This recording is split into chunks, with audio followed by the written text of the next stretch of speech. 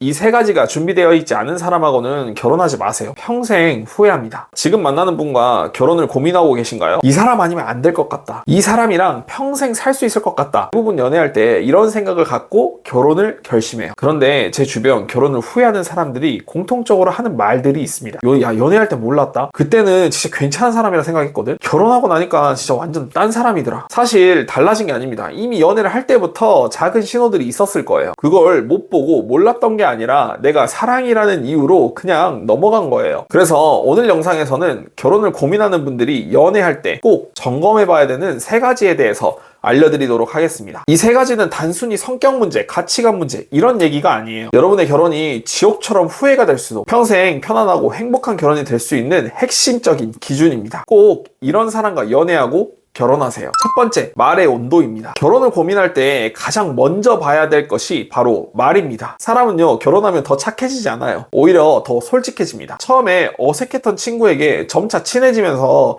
험한 말 하잖아요, 우리? 연애할 때도 못 참던 말투는 결혼하면 더 심해집니다. 그래서 연애할 때 이런 말을 자연스럽게 하는 사람인지 보세요. 미안해라고 말할 수 있는 남자, 고마워라고 말할 수 있는 여자. 많은 커플, 부부가 싸우고 이혼까지 가게 되는 이유 알고 계신가요? 바로 잦은 다툼입니다. 그런데 다툰 이유를 보면 잘못을 해서 싸운 게 아니라 잘못을 인정하지 않아서 싸우는 경우가 굉장히 많습니다. 그 말인즉 그 다툼을 해결하는 말이 굉장히 중요하다는 겁니다. 말이 중요한 이유에 대해서 제가 예를 들어볼게요. 여자친구가 오늘 나 기다리게 해서 조금 서운했어 라고 말했을 때 반응은 두 가지입니다. 미안해, 내가 거기까지 생각 못했네. 내가 뭘 잘못했는데? 나 빨리 왔어. 어떤 말이 잘못됐는지는 당연히 아시겠죠? 미안하다라는 말을 하지 못하는 남자와는 계속 싸움이 반복될 수밖에 없습니다. 그래서 연애할 때 반드시 확인해보세요. 이 사람이 작은 것에도 미안하다라고 말할 줄 아는 남자인가 확인하세요. 이번엔 남자 입장에서 한번 예를 들어볼게요. 남자들이 연애에서 결혼해서 가장 서운해하는 부분이 인정을 못 받고 사과를 못 받을 때입니다. 연락 문제를 예로 들어볼게요. 바쁜 와중에도 연락하려고 표현하려고 나름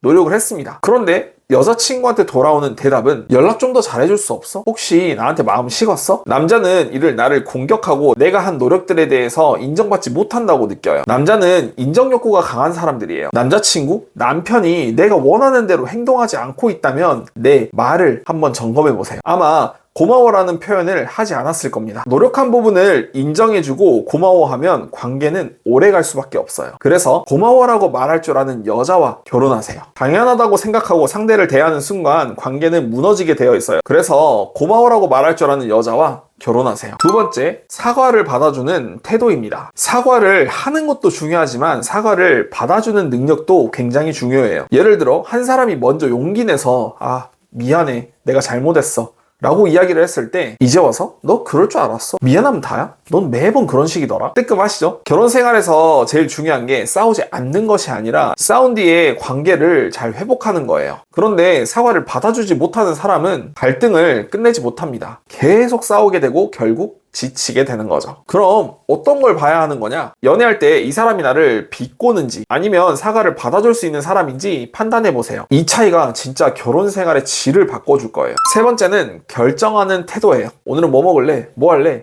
그냥 아무거나. 너 좋은 걸로 하자. 나는 너랑 하는 거면 다 좋아. 언뜻 보면 배려처럼 느껴지는 이 말이 사실 굉장히 피곤한 행동입니다. 왜냐하면 결정은 결국 누군가가 해야 하는 거거든요. 그래서 연애할 때 이 사람이 결정을 회피하는 사람인지 아니면 책임지고 결정할 수 있는 사람인지 확인해 보세요. 특히 남자의 경우는 리드하는 능력이 굉장히 중요합니다. 여자들은 생각보다 리드받는 상황에서 안정감을 느껴요. 그래서 내가 연애 중이고 남자라면 데이트 코스를 짜서 오늘 나랑 같이 데이트 이렇게 해보자 라고 말해보세요. 여자친구가 굉장히 좋아하실 겁니다. 검색을 못해서 안 해봐서 그럼 그냥 한 번만 한번 해보세요. 사실 그냥 아무 카페나 아무 식당이나 별거 없어도 괜찮아요. 그냥 나를 위한 이런 결정과 노력을 했다라는 거에 감사함을 느낄 겁니다. 이렇게 책임지는 태도를 보이는 사람과 결혼하셔야 돼요. 그리고 마지막으로 진짜 현실적인 얘기 딱 하나만 해볼게요. 결혼은 사랑만으로 할 수 있는 게 아니에요. 많은 사람들이 사랑만 있으면 결혼할 수 있다고 생각하시는데요. 결혼은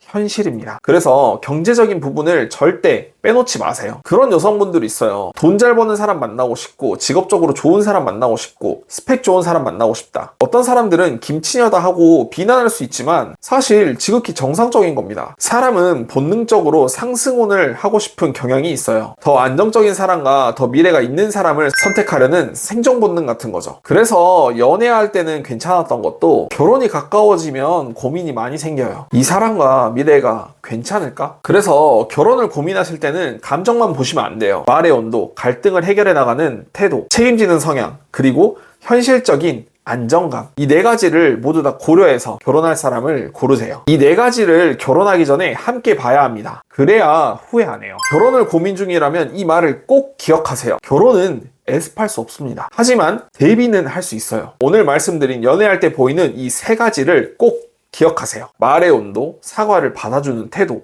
책임지려는 성향. 이 세 가지가 지금 연애하면서 보이지 않는다면 결혼하려고 생각하지 마세요. 사람은 결혼한다고 달라지지 않습니다. 이미 여러분들에게 보여주는 모습이 결혼 후의 모습이에요. 지금 만나고 있는 사람에게 이 세 가지가 있는지 한번 판단해 보세요. 혹은 여러분의 연인이 이런 것들을 갖고 있는지 생각해 보면서 연애하세요. 여러분이 생각하는 결혼할 사람의 기준이 있다면 댓글로 더 남겨주세요. 저도 참고해 볼게요. 오늘 영상이 도움이 되셨다면 구독, 좋아요, 알림 설정까지 부탁드릴게요. 지금까지 범쌤이었습니다.